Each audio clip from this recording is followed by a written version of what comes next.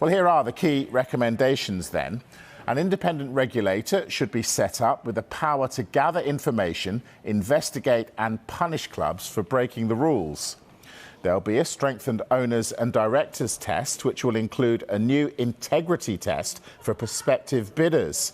The test will be ongoing, which means clubs like Newcastle with new owners will be subject to it. Shadow boards for clubs will be set up, which should be consulted on football matters. A golden share has also been proposed, whereby fans would be consulted on things like changing the team badge or stadium. A transfer levy would be introduced on Premier League clubs, meaning when a player is bought, a tax would be paid, which would then be cascaded down the pyramid. And financial rules would also be imposed, which could limit cash-rich owners overreaching and pumping too much money into their club. Well, a white paper setting out full details on these measures and an indicative timetable for legislation is expected to be published this summer.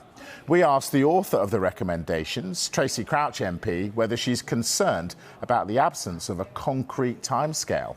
Look, I completely understand why football fans could be nervous. I'm nervous. You know, both football and politics are volatile and very vulnerable to sudden change. And so, you know, clearly I would want things to be implemented as quickly as possible.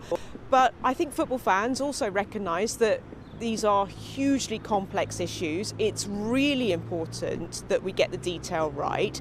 And that is what the government is saying today, that, you know, because of that complexity around things like financial regulation and the legislative process around setting up a regulator, we want to get it right, because there's no point doing something if it then goes wrong in 3-4 years' time.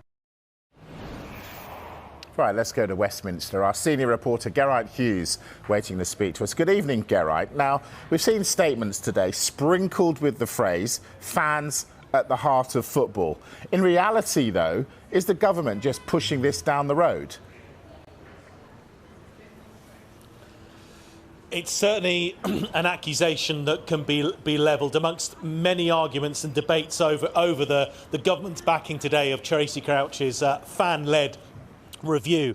The timescale is actually probably one of the key points that's coming out today, because yes, the government has backed the 10 key strategic recommendations that she brought to Parliament last November, and as Tracy Crouch has said she welcomes that hugely. But when is this going to happen? And when you don't know when, that word "if" starts to come into play as well. I think the one thing that we need to make clear here is that this is not going to happen next week, next month, or probably this year. This is going to take some time. It's a complex piece of work. As you mentioned there, Mike, we go from what has happened today. The ball has actually started rolling, excuse the pun, today in the Commons with Nigel Huddleston in the last half an hour standing in front of the Commons and telling them what we already know. But this is how the process has to begin. It then goes to a white paper, which is essentially just a policy document. It is not legislation, but that's got to be worked through, tweaked after. That does take a long time before it becomes legislation, which means it becomes enacted and it becomes a reality. So it is going to take some time. However, as you perfectly well asked there, it is an accusation. Certainly, I spoke to the Sports Minister, Nigel Huddleston, who's at the heart of these government-backed reforms today, exactly about what we can expect on a timescale for these reforms. I've spent the last 2 years travelling up and down the country as well, and I know there's overwhelming support for these proposals and for these kind of changes. So I do want to move quickly. We'll be having the white paper in the summer, and that will announce more details on the time frame. But we do want to move quickly, and certainly the Secretary of State and I have both said that we'll get this done before the next election. But obviously we do want to move quickly. It's just, I would say, just be a little bit patient about the time frames, because this is incredibly complex. There's a lot of details here, and we need to make sure that we do this right as well, because we don't want to rush and make mistakes that could end up with completely the opposite results of what we want. And we want to make sure that football clubs are on a sustainable financial footing. Now, Geraint, the Premier League has doubled down on its view that there's no need for a statutory-backed regulator. Why and how significant is their opposition? Right, Mike, the key word here, statutory. That basically means that it becomes legislation.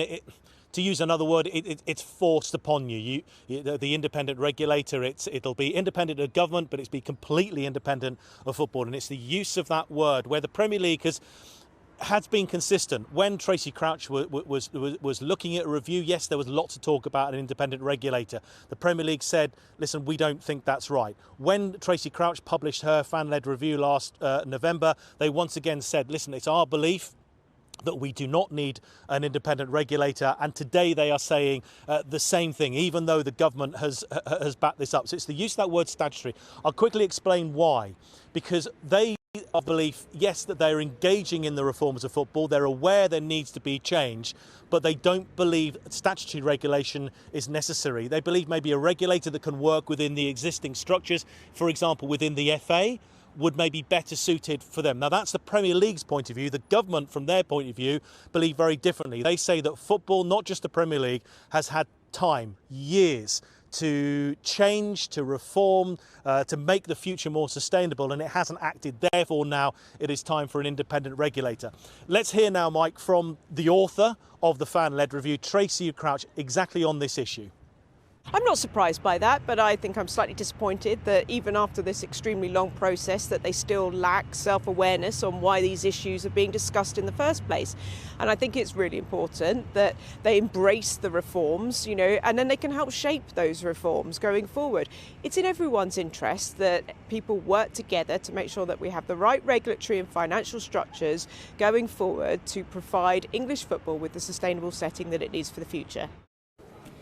So, Geraint, the boosted up owners and directors test is to include a focus on passing what's being called an integrity test. Now, what integrity means to you might be different to what it means to me. So, by whose measure? Do you know, Mike, I'm going to be really brutally honest with you, I can't answer that question. And the reason I can't answer that question is because in the offices somewhere down there on Whitehall, or just close to Whitehall, the DCMS are working on this right now. A lot of what is going to be in a white paper, as I said, it's a policy document, is being worked on now. These details haven't been worked out, so there's not necessarily a knowledge of exactly what the owners, directors and integrity test will physically look like. I'm told it's a complex piece of legislation that will probably need tweaking as we go through the lines. But as we stand here today, I don't think anybody can, with great honesty, tell you exactly what it's going to look like. It's going to be, I think it's going to have to evolve. I think they know what they don't want it to be. They want it to be substantially different from how it's maybe worked in the past. And they obviously, of course, want it to be part of the brief, the remit of an independent regulator. That we do know. Again, Nigel Huddleston, the sports minister, I spoke with him a little bit earlier. As I said, he's had to give his statement to the Commons about this now. But I asked him directly about what is the position when it comes to this new test, three-part test, owners, directors and integrity test. The principle is to make sure that owners of clubs are fit and proper people to run those clubs and own those clubs, and they're committed to the clubs, they're committed to football, and they'll treat fans with respect. That combined then with financial discipline to make sure that there is the ability for the clubs to sustain themselves in the long run and make sure that it's very clear where the money's coming from is pivotal. So a combination of things will help with the sustainability of football. The owners and directors test, which will replace the existing three tests with one new test with this integrity element. It will be new, it will be more rigorous, so I can be fairly confident that actually it will be a better process in the future, but I can't give you kind of answers to hypotheticals about what may or may not have happened in the past. Nigel Huddleston finishing that report from our senior reporter Geraint Hughes at Westminster. Now, Boris Johnson visited Bury Football Club today. The Prime Minister says it's a big step towards helping fans protect their interests, but he refused to be drawn on when a regulator will be in place. What we want to do is to help fans across the country with the independent review that we've got going on under Tracy Crouch, so that we have a regulator, first time in decades and decades, an independent regulator of football who will help fans to stick up for their interests and stick up for the interests of historic clubs, not just like Bury, but others across the country. And I'm proud of the role that the government was able to play in this. We played a small role. We used the community ownership funds, but this has really been led by the fans, and I congratulate them. How quickly are you going to put that independent regulator into place? When are you going to start making that difference? You watch. You have to hold your breath, Nick, and just contain your impatience. It's been decades without one, but I'm hopeful we will be able to make rapid legislative progress, but you'll just have to wait. Is that months? Is it years? Because that's what football fans want to know. They do. I know they do. Know when this is going to come into place. We're going as fast as we possibly can, and you're going to have to contain your impatience. But Tracy's just concluded her review. I think it's the right thing to do. If you look at the emotion, the commitment that fans have to clubs up and down the country, it's the right thing to do to help them and to give these clubs a future. Well, the Labour Party's response is that the timescale is disappointing. The Shadow Secretary of State for Digital, Culture, Media and Sport, Lucy Powell, says by the time a regulator is installed, more clubs could go under. The Labour Party fully welcomes a new regulator. We fully support all the recommendations in Tracy Crouch's fan-led review. So in that sense, we welcome this news today. But I'm afraid it will leave fans and the rest of us quite disappointed about the timescales and the delays, because what the government has announced today is that they're going to produce a new white paper, which is a consultation document, and that there won't be any legislation in the forthcoming legislative sort of programme. So that means we're really looking at another 2 years minimum before any regulator is actually on the statute book. And in that time, we could see many other clubs going the same way that unfortunately Bury FC's gone, that Derby County is going, and what we've seen happening with Oldham over the weekend as well. Well, the Salford co-owner and Sky Sports pundit Gary Neville, a strong advocate for an independent regulator, has questioned the lack of a timescale. Now, he's cited protests at Manchester United and Oldham as reasons why the changes are needed and needed now.